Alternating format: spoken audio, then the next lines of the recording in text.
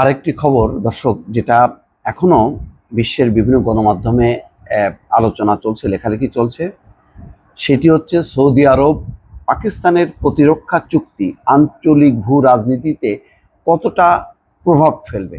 এই যে এই খবরটা দর্শক দেখছেন, যে এখানে আসিম মুনির আছে, শাহবাজ শরীফ আছে এবং সৌদি আরবের আমির আছেন এবং একজন শীর্ষ কর্মকর্তা আছে।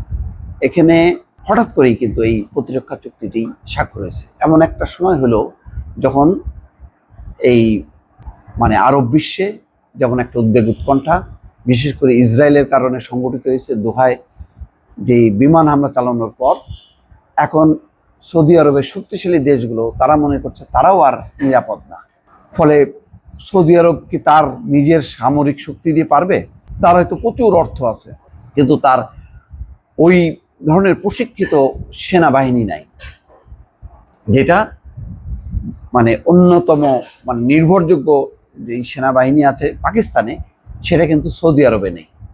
সেই কারণে সৌদি আরব তার স্বার্থে যেমন প্রতিরক্ষা চুক্তি করছে, যে সৌদি আরব আক্রান্ত হলে সাথে সাথে সে পাকিস্তানের হেল্প নেবে, আবার পাকিস্তানও চুক্তি করছে যে ভারত দ্বারা সে আক্রান্ত হয়েছে, সুতরাং ভবিষ্যতে যদি আক্রান্ত হয় তাহলে সৌদি আরব রসদ যোগাবে, অন্তত যদি সে অর্থ যোগায়, যেমন ইসরায়েলকে অর্থ যোগায় আমেরিকা, তার বলে তারা যুদ্ধ করে। সেই পাকিস্তানও তার স্বার্থে এই চুক্তিটা করছে। ফলে এটার একটা প্রভাব নিয়ে কিন্তু এখন লেখালেখি হচ্ছে। এখানে দেখেন বলা হচ্ছে যে শাহবাজ শরীফ এবং সৌদি যুবরাজ সালমান বুধবার কৌশলগত পারস্পরিক প্রতিরক্ষা চুক্তি স্বাক্ষর করেছে। রিয়াদে শাহবাজ শরীফকে সৌদি F-15 যুদ্ধ বিমানের অভিবাদন, লাল গালিচা সম্বর্ধনা এবং পূর্ণ রাজকীয় প্রোটোকলের মাধ্যমে স্বাগত জানানো হয়েছিল। চুক্তি স্বাক্ষরের সময়ও বেশ হাস্যোজ্জ্বল দেখা গিয়েছিল।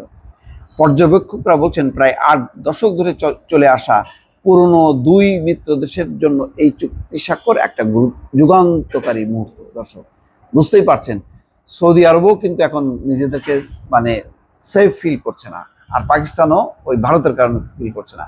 সুতরাং এই দুইটা দেশের মিলনটা খুবই তাৎপর্যপূর্ণ।